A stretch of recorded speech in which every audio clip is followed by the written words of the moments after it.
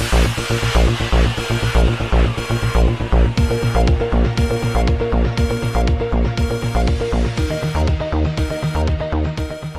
اللہ الرحمن الرحیم۔ السلام علیکم ناظرین۔ ڈسٹرکٹ کوارڈینیشن کمیٹی کا اجلاس کمشنر آفس کے کمیٹی روم میں منعقد ہوا، جس میں ڈویژنل کمشنر عشرت علی، ڈپٹی کمشنر محمد علی اور ارکان اسمبلی نے شرکت کی۔ ہمارے ڈویژنل بیورو چیف میاں اعجاز اسلم کے مطابق اجلاس میں ارکان اسمبلی کو ضلع میں کرونا وائرس کی تازہ ترین صورتحال، انسدادی اقدامات، لاک ڈاؤن پر عمل درآمد، گندم خریداری مہم، ترقیاتی پروگرامز کی تفصیلات پر جامع بریفنگ دی گئی۔ اجلاس میں ارکان قومی و صوبائی اسمبلی شیخ خرم شہزاد، ملک عمر فاروق، چوری لطیف نظر، میاں خیال کاسترو، عادل پرویز گجر، فردوس رائے اور دیگر ارکان اسمبلی کے نمائندوں نے بھی شرکت کی، جبکہ اس موقع پر S S P operation Syed Ali Raza, additional deputy commissioner headquarter Afifa Shajia, M D واسا Abdul Jabbar Chaudhry, deputy director development Syed Naveed Iqbal, D H O doctor Bilal Ahmed اور دیگر محکموں کے افسران موجود تھے۔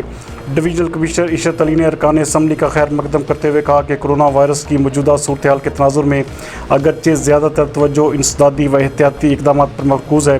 تاہم عوامی فلاح و بہبود اور علاقائی تعمیر و ترقی کے امور میں مربوط حکمت عملی کے تحت اقدامات کو بھی آگے بڑھایا جا رہا ہے۔ اس ضمن میں آئندہ بھی ارکان اسمبلی سے گہرا رابطہ یقینی بنائیں گے تاکہ باہمی مشاورت سے دستیاب وسائل کو احسن انداز میں بروئے کار لا کر عوامی خدمت کا اعلیٰ ترین معیار قائم کیا جا سکے۔ جبکہ ڈپٹی کمشنر محمد علی نے اجلاس کو کرونا وائرس کی صورتحال، انسدادی اقدامات، لاک ڈاؤن کے دوران ایس او پیز پر عمل درآمد، گندم خریداری مہم کے اہداف اور ترقیاتی پروگراموں پر مفصل بریفنگ دی۔ ان کا مزید کہنا تھا کہ عدالتی حکم پر چینی کی 70 روپے فی کلو گرام قیمت پر عمل درآمد کروایا جا رہا ہے، جس کے لیے شوگر میلز ڈیلر سے میٹنگ بھی کی ہیں، جبکہ صوبائی سطح پر بھی پاکستان شوگر میلز کی میٹنگز جاری ہیں، جبکہ مقامی سطح پر صارفین کو ٹریکنگ پوائنٹس کے ذریعے چینی کی فروخت کے لیے اقدامات فوری شروع کیے جا رہے ہیں۔ اجلاس میں ارکان اسمبلی نے انسدادی کرونا اقدامات میں ضلعی انتظامیہ کی جاری کوششوں کو سراہا۔ ان کا کہنا تھا کہ شہریوں کی آگاہی کے لیے مؤثر آگاہی مہم جاری رہنی چاہیے۔ انہوں نے کرونا وائرس کے مریضوں کے علاج، معالجہ اور انسدادی اقدامات میں فرنٹ فٹ پر کردار ادا کرنے والوں کی